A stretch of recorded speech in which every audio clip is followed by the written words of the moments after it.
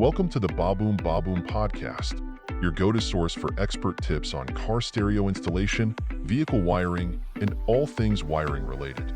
Whether you're a seasoned pro or just getting started, we've got the advice to help you power up your ride. Get ready to crank up the volume on your knowledge and make your next wiring project a success. All right, strap yourselves in, folks. Today, we're taking a deep dive into the world of 2-ohm speakers. That's right, those powerhouses you see that can really make a concert feel like it's right there in your living room. Seriously, they can make your eardrums feel like they're getting a workout. But wiring them up, that's always seemed a bit mysterious, to be honest. I get it. Wiring can feel like a bit of a black art, especially when we're talking about something as powerful as 2-ohm speakers. Where do we even begin with figuring out how to wire them up safely and effectively? Well, before we get into the nitty-gritty of wiring, maybe we should start by explaining what makes 2-ohm speakers so unique. Sounds like a plan to me. What sets them apart from your typical speaker? It all boils down to something called impedance, which is basically the electrical resistance a speaker offers to the flow of power.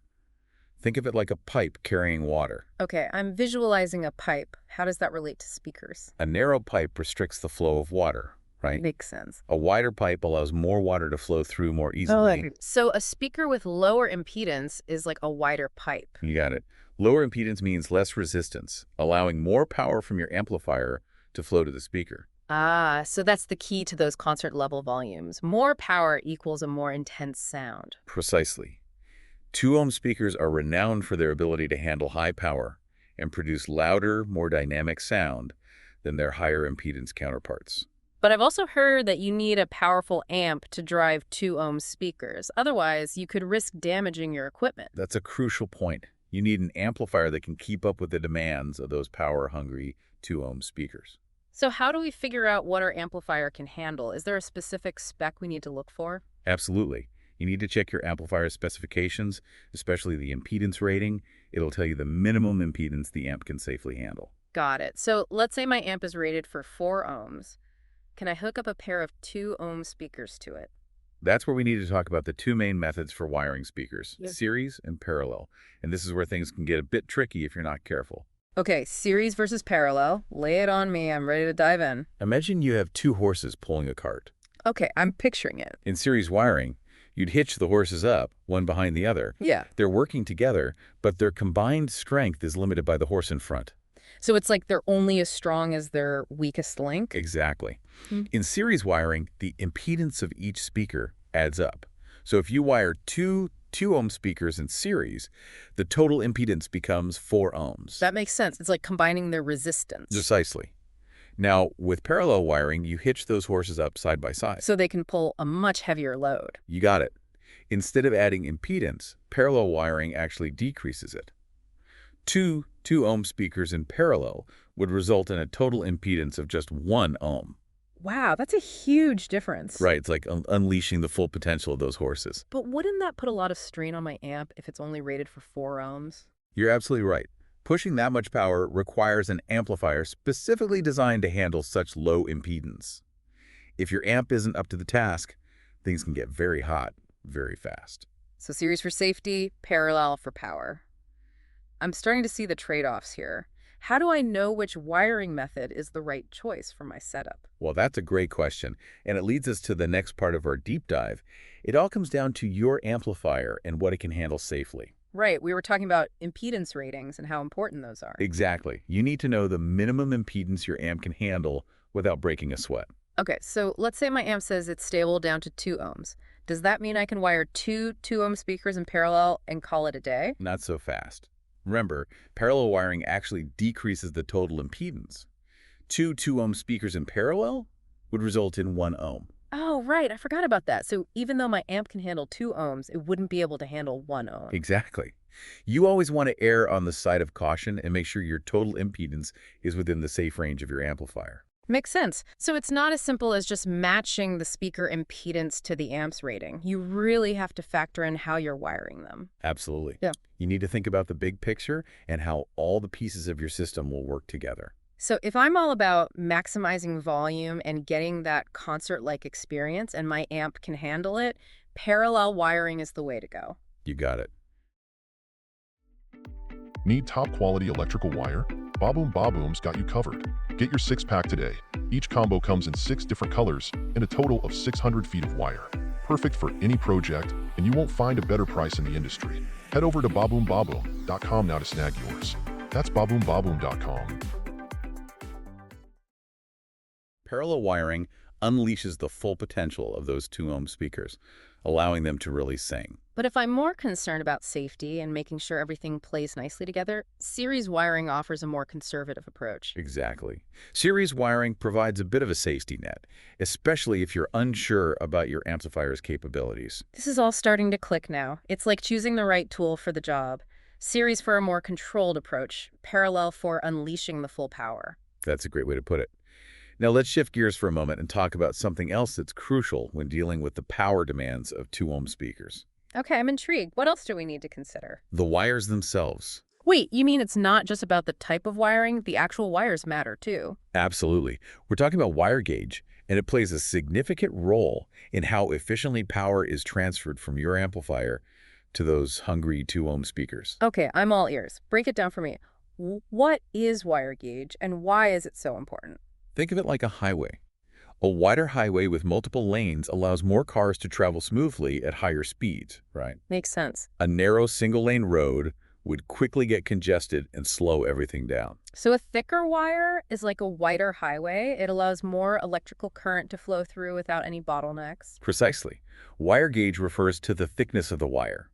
Thicker wires have lower gauge numbers, and that thickness is crucial for handling the increased current demands of 2-ohm speakers. Got it. So if I'm wiring up my 2-ohm speakers, what gauge should I be looking at? For longer runs, especially with those power-hungry 2-ohm speakers, I'd recommend starting with 12-gauge or 14-gauge wire. And what if my speakers are closer to the amplifier? Can I get away with a thinner gauge? If you're dealing with shorter distances, 16-gauge might suffice.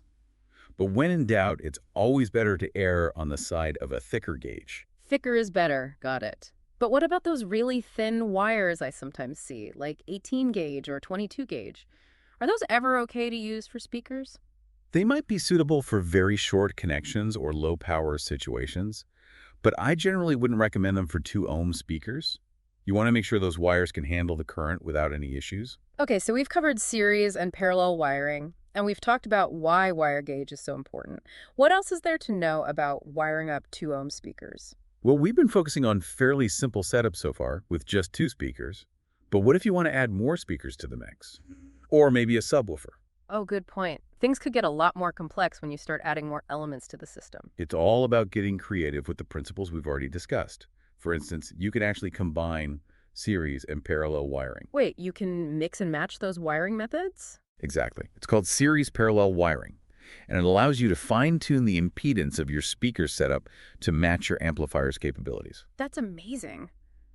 Why would someone want to use series parallel wiring? Well, let's say you have 4 2-ohm speakers and an amplifier that's only stable down to 4 ohms. Okay, I'm following. You can't wire all 4 speakers in parallel because that would create a total impedance of 1 ohm, which is too low for your amp. Right, that would overload the amplifier. Exactly.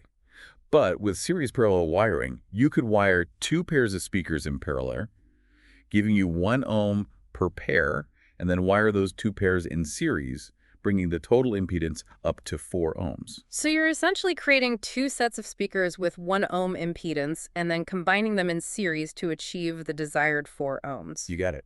Series parallel wiring gives you a lot of flexibility to create a setup that perfectly matches your amplifier's capabilities. Oh, that's brilliant. Okay, so we've got this whole new world of possibilities opening up with series parallel wiring. What about subwoofers? You mentioned those earlier. How do they fit into the equation? Subwoofers often come with dual voice coils, which means they have 2 sets of wiring terminals. Interesting. So you have even more wiring options with subwoofers. Precisely. You can wire the voice coils in series or parallel, depending on the impedance you need to achieve. So again, it all comes back to impedance matching. Exactly. You want to make sure the subwoofer's impedance is compatible with your amplifier. This is fascinating stuff. It feels like we're getting into some serious audio engineering territory. But before we get too carried away, any essential tips for someone who's ready to start wiring up their own speakers, especially those powerful 2-ohm ones? Absolutely. First and foremost, always prioritize secure connections. Loose wires are a recipe for disaster, both in terms of sound quality and potential damage to your equipment. So no loosey-goosey connections. Got it. What other words of wisdom do you have? Always, and I mean always, test your system with a multimeter before powering it on. So double-check everything before you flip that switch. Exactly. A multimeter lets you verify the total impedance of your setup and ensure that all your connections are solid. Smart move. It's better to be safe than sorry. Any other advice before we move on? Remember, impedance matching is crucial. Don't try to push your amplifier beyond its limits. It's better to have a slightly less powerful system that runs smoothly than to risk damaging your equipment by trying to squeeze out every last watt. Okay, that's sound advice. I'm definitely taking notes. This has been incredibly informative. I feel like I've leveled up my audio knowledge significantly. Glad to hear it. It's always rewarding to see people getting excited about the world of audio. So for our listeners who have been diligently absorbing all this information, what's the key takeaway they should walk away with? What's the most important thing to remember about wiring 2-ohm speakers? Well, I think the biggest takeaway is that wiring 2-ohm speakers is all about finding that balance. Balance between power and safety. Exactly. You want to get the most out of those powerful speakers. Right, squeeze all that amazing sound out of them. Exactly. But you also need to respect the limits of your equipment. So don't push your amplifier too hard, or you could end up with some fried electronics. You got it. It's like a delicate dance between power and control. You need to know the steps, so to speak. And understanding impedance is key to mastering those steps. Absolutely. Impedance is the foundation of everything we've been talking about. It's like the language of audio systems. Once you understand impedance, everything else starts to make more sense. I like that analogy. It really is like learning a new language. And once you're fluent, you can start creating your own masterpieces. Speaking of masterpieces, any final thoughts to inspire our listeners as they embark on their own audio wiring adventures? Let me see. I'd say this. Now that you've got a good grasp of series and parallel wiring, and you understand the importance of impedance matching, Right, we've covered all the basics. why not experiment a bit? Try different wiring configurations and see how they affect the sound of your system. So play around with it. Don't be afraid to get your hands dirty, so to speak. Exactly. Right. Whether you're tweaking your car audio system, Or setting up the ultimate home theater. there's always something new to discover in the world of audio. It's all about exploration and finding what sounds best to you. I love that. Thanks for joining us on this deep dive. It's been an absolute pleasure picking your brain about all things 2-ohm speakers. The pleasure was all mine. Always happy to talk about audio. Until next time, folks, keep those speakers rockin'. And remember, safety first. Always a good reminder. See you next time for another deep dive into the fascinating world of audio. Need top-quality electrical wire? Baboom Baboom's got you covered. Get your 6-pack today. Each combo comes in 6 different colors and a total of 600 feet of wire. Perfect for any project, and you won't find a better price in the industry. Head over to baboombaboom.com now to snag yours. That's baboombaboom.com.